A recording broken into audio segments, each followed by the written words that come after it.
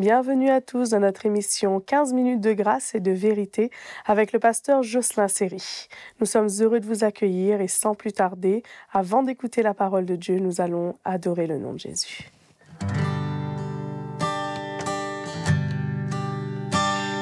Je ne connais d'autre nom que Jésus, aucun nom si doux, si merveilleux. Je ne connais d'autre nom que Jésus.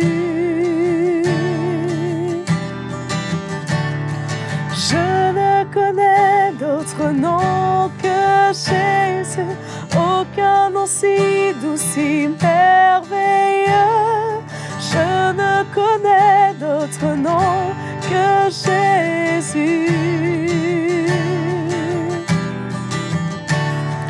Tu es la lumière de mon cœur, de mon âme. Tu es la lumière qui chasse les ténèbres.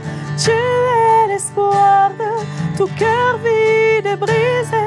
Tu es le chemin, la vérité. Tu es la lumière de mon cœur, de mon âme. Tu es la lumière qui chasse les ténèbres. Tu es l'espoir de tout cœur vide et brisé.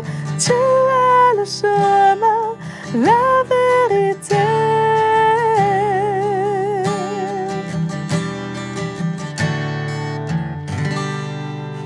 Alléluia. Je vous laisse maintenant avec le pasteur Jocelyn Seri. Très bonne écoute à vous.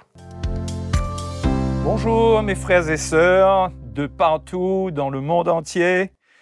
Quel bonheur d'être là aujourd'hui pour pouvoir partager l'Évangile avec vous. Et vous avez eu l'opportunité encore de louer le Seigneur avec Maëva. Merci Maëva pour ta contribution dans notre vie. J'espère que vous appréciez les moments que nous passons ensemble et les thèmes que nous abordons qui nous viennent du livre de l'Ecclésiaste. Il y en a un qui me paraît pratiquement incontournable lorsqu'on parle du sort du croyant, qu'est-ce qui va se passer avec lui. Et cela se trouve dans l'Ecclésiaste au chapitre 5 et au verset 9. Chapitre 5, verset 9. C'est un point qui est vraiment déterminant pour la vie du croyant. Celui qui aime l'argent n'est pas rassasié par l'argent, et celui qui aime les richesses n'en profite pas. C'est une déclaration sérieuse. Il est clair que la parole de Dieu ne nous encourage pas à nous tourner vers les richesses et à regarder l'argent comme un moyen de nous rendre riches et en plus d'y voir l'opportunité d'être heureux par cela. C'est vrai que le monde dit l'argent peut faire le bonheur, ou le dicton dit l'argent ne fait pas le bonheur, mais contribue au bonheur. Mais ce qui est certain, c'est que le chrétien, il doit faire attention que l'amour de l'argent fait de cet argent et des choses matérielles un Dieu que Jésus a appelé Mammon et qui nous détourne du véritable Dieu, parce que Jésus a clairement dit qu'on choisira un des deux, on ne pourra pas servir Dieu et Mammon. Donc c'est un point déterminant et qui va nous préparer un chemin pour l'avenir, et cela va être déterminant pour ce qui va se passer dans la suite de notre vie. Parce qu'il ne faut pas oublier que la vie chrétienne commence à un point de conversion, mais on va jusqu'à soit notre mort, soit jusqu'à l'avènement du Seigneur, et entre-temps, il y a beaucoup de tentations, il y a beaucoup de choses. Donc il faut comprendre qu'est-ce que Dieu cherche. Et une chose est certaine, la parole de Dieu ne nous encourage pas à aimer l'argent. Au fait, l'amour de l'argent marche avec ce que l'apôtre Jean dit dans 1 Jean chapitre 2, verset 15. L'amour de l'argent, cela marche avec l'amour du monde.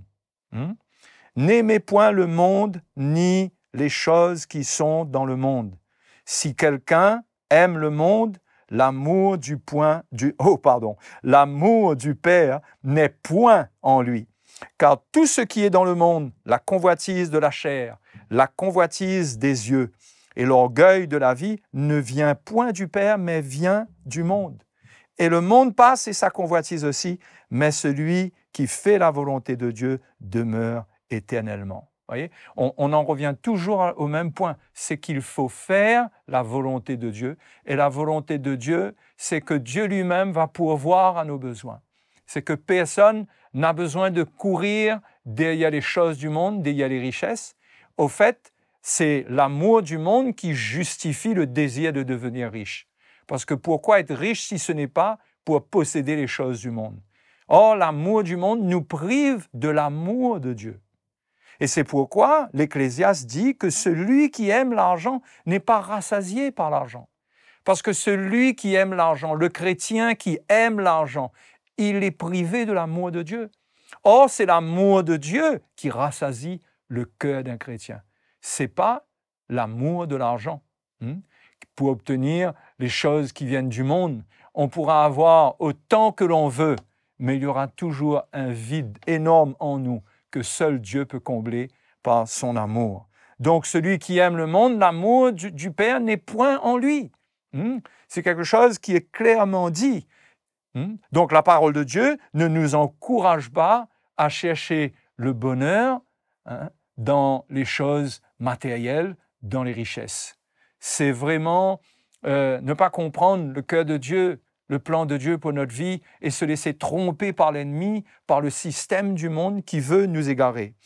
Il y a un passage où Jésus dit qu'il faut travailler, non pas pour la nourriture qui périt, mais pour celle qui subsiste pour la vie éternelle. Ça se trouve dans Jean chapitre 6, verset 27. Et il dit « Et que le Fils de l'homme vous donnera ». C'est le Fils de l'homme qui doit nous donner toutes choses. Car c'est lui que le Père, que Dieu lui-même a marqué de son sceau. C'est-à-dire, c'est au travers de lui que Dieu comble nos vies. C'est au travers de lui que Dieu nous donne la nourriture spirituelle. C'est ce qui doit nous intéresser en premier. C'est de chercher premièrement le royaume de Dieu et sa justice, et Dieu nous donne toutes choses. Et non pas courir derrière les choses matérielles, les choses terrestres, et croire qu'avec ça, Dieu sera avec nous et on va continuer dans son plan. Non, la parole de Dieu nous parle clairement, il nous montre, et Jésus a dit clairement à ses disciples, à ceux qui l'écoutaient, qu'il ne faut pas travailler pour la nourriture qui est terrestre, qui est passagère, qui périt, mais de travailler pour celle qui subsiste pour la vie éternelle. Un chrétien ne devrait jamais rentrer dans un plan de carrière qui l'éloigne de la nourriture spirituelle, qui l'éloigne du plan de Dieu. Sinon, il le fera pour sa destruction. C'est l'avertissement d'ailleurs donné par l'apôtre Paul dans 1 Timothée, chapitre 6, à partir du verset 6 jusqu'au verset 10. L'apôtre Paul donne cet avertissement solennel. Il est très clair et on ne peut pas essayer d'interpréter ces paroles en essayant de nous rassurer avec les paroles du serpent dans le jardin d'Éden. Oui, mais Dieu a-t-il réellement dit? Non, lisons et appliquons-nous. Assurons-nous que nous sommes en train de faire la volonté du Seigneur en nous établissant dans sa parole.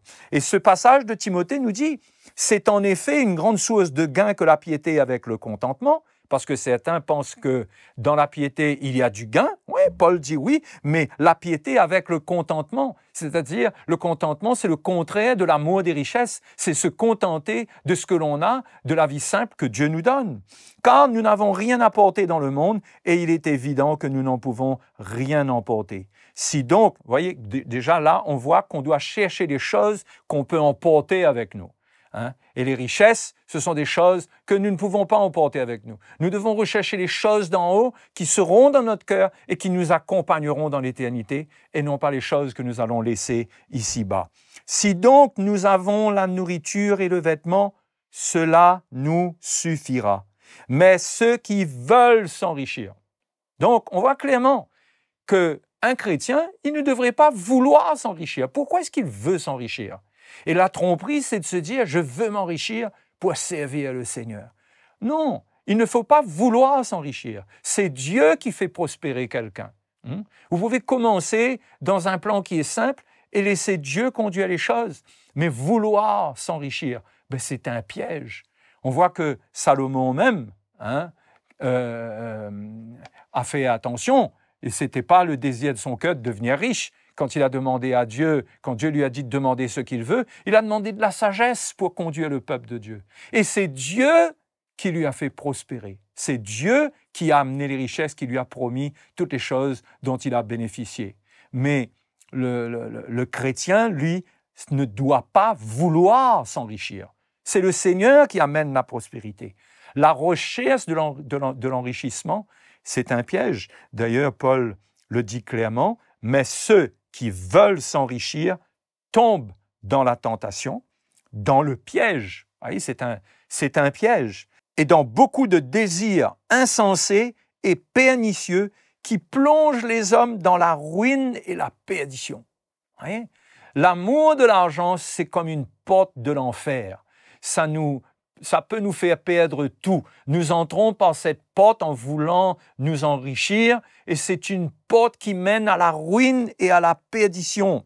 Car l'amour de l'argent est une racine de tous les maux et quelques-uns en étant possédés se sont égarés loin de la foi et se sont jetés eux-mêmes dans bien des tourments. Voyez, l'amour de l'argent peut amener quelqu'un à expérimenter l'enfer sur la terre. Hein? Il y a beaucoup de foyers qui se perdent parce que l'homme est occupé ou la femme à s'enrichir, les enfants n'ont plus de repères, hein? Ils n'ont plus ce que Dieu veut leur donner au travers de leurs parents et cela amène des situations compliquées de découragement et même d'abandon de la foi. Et c'est le grand danger. Voyez comment une des racines de l'amour de l'argent, c'est que cela produit l'égarement loin de la foi. Et ça, là, c'est déterminant pour le salut même du croyant. Hein? C'est déterminant pour lui quand il fait ce choix de vouloir s'enrichir. Il marche dans un sentier qui est extrêmement dangereux parce que s'égarer loin de la foi, cela veut dire se perdre. Quand la Bible parle de perdition, ça ne parle pas d'une petite expérience où on va être dans un trou pour un moment. Hein? Bon, espérons que ça se limite à cela et que l'on se repente, mais la parole de Dieu nous avertit que ces choses, vouloir s'enrichir, cela conduit à la perdition.